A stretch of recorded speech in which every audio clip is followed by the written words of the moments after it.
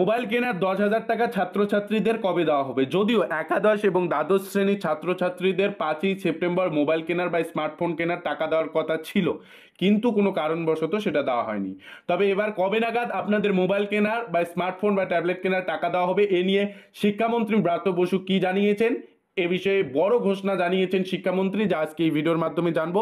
ভিডিওটিতে একটি লাইক দিয়ে চ্যানেলটিকে সাবস্ক্রাইব করে রাখবেন। অন স্ক্রিন লেখা রয়েছে একাদশে ট্যাবের টাকা মিলবে যথাসময়ে, ঘোষণা শিক্ষামন্ত্রীর। এ বিষয়ে একটু ডিটেলসে জানুন।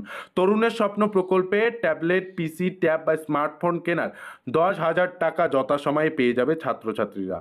বৃহস্পতিবার বিকাশ ভবনে এই আশ্বাস দিয়েছেন শিক্ষামন্ত্রী ব্রাত্য বসু। বিশ্ব বাংলা মেলা প্রসঙ্গে এই দিন শিক্ষক দিবস ও কৃতি সংবর্ধনার সরকারি অনুষ্ঠান হওয়ার কথা ছিল, তা অবশ্য আগেই বাতিল করে রাজ্য সরকার।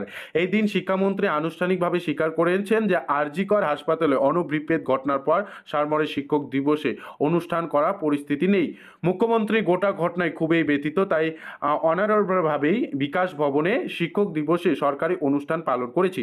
সেরা ছাত্রছাত্রী ও বিদ্যালয় পুরস্কার তরুণ স্বপ্ন শিক্ষারত্ন কিছুদিন বাদে দেওয়া হবে। এবছরে ট্যাব দেওয়া হবে না বলে যে প্রচার চলছে, তারও প্রতিবাদ জানান তিনি। শিক্ষক দিবসে আরও একটি গুরুত্বপূর্ণ সিদ্ধান্তের ঘোষণা করেছেন শিক্ষামন্ত্রী। এবার থেকে স্রেফ ৬ মাসের কম চাকরি জীবনের জন্য আর পেনশন থেকে বঞ্চিত হতে হবে না স্কুল শিক্ষকদের। চাকরি জীবন ৯ বছর ৬ মাস হলেই মিলবে পেনশন, এ নিয়ে আর আদালতে দ্বারস্থ হতে হবে না। নিয়ম অনুযায়ী ১০ বছর চাকরি করলে যে কোনো শিক্ষক শিক্ষিকা পেনশন পেতে পারেন, তবে কারো চাকরি জীবন ৬ মাস কম হলে স্কুল শিক্ষা দপ্তর নিজেদের ক্ষমতা প্রয়োগ করে তার পেনশন ছাড়পত্র দিত। সাধারণভাবে অবশ্য তারা সৎ প্রণোদিত হয়ে তা করতো না। হাইকোর্ট রায়ের ভিত্তিতেই ছাড়া হতো পেনশন, কিন্তু এবার থেকে স্কুল শিক্ষা দপ্তর নিজেদের ক্ষমতা প্রয়োগ করেই তা ছেড়ে দেবে বলে জানিয়েছেন শিক্ষামন্ত্রী।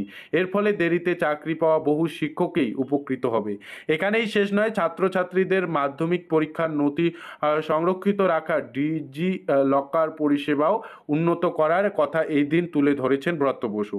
এই দিন মার্কশিট বা অন্য কোনো নথিতে সংশোধন হলে তা ডিজি লকার নথির প্রতিফলিত হতো না, এবার থেকে তা করা হবে। এছাড়াও স্কুল এবং কলেজের শিক্ষকদের অভাব অভিযোগ শোনা হবে এবং সমস্যার সমাধানের জন্য একটি হোয়াটসঅ্যাপ নম্বর চালু করা হয়েছে বিকাশ ভবনে।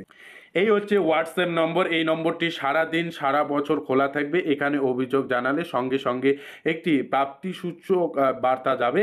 অভিযোগের নিষ্পত্তির দায়িত্বে থাকবে একটি টিম। সমস্ত প্রক্রিয়ায় ডিজিটালি নথিবদ্ধ রাখা হবে, এতে নথি হারানোর ভয় থাকবে না। প্রক্রিয়া বিকাশ ভবনে সশরীরে যেতেও হবে না। অভিযোগকারীদের অভিযোগ নিষ্পত্তি সংক্রান্ত যাবতীয় আপডেট এবং চূড়ান্ত পদক্ষেপ সম্পর্কে জানা যাবে। হোয়াটসঅ্যাপ অ্যাপের মাধ্যমে সবশেষে ফিডব্যাকও দিতে পারবেন শিক্ষকরা। তার ভিত্তিতে গোটা প্রক্রিয়া আরও উন্নত করা সম্ভব হবে বলে শিক্ষামন্ত্রী জানিয়েছেন। এই ছিল আপডেট। শিক্ষামন্ত্রী এই দিন কী কী জানিয়েছেন, যে ট্যাব কেনা ১০,০০০ টাকা যে দেওয়া হবে না এমনটা গুজব উঠে আসছিল, এ বিষয়ে কিন্তু প্রতিবাদ হয়েছিল। অর্থাৎ আপনারা টাকা পাবেন, অবশ্যই টাকা পাবেন। এ নিয়ে আপনাদের যথাসময়ে টাকা দেওয়া হবে, শিক্ষামন্ত্রী ঘোষণা করেছেন। আশা করা হচ্ছে খুব শীঘ্রই আপনাদের ব্যাঙ্ক অ্যাকাউন্টে ট্যাবলেট কেনার বা স্মার্টফোন কেনার টাকা দেওয়া হবে।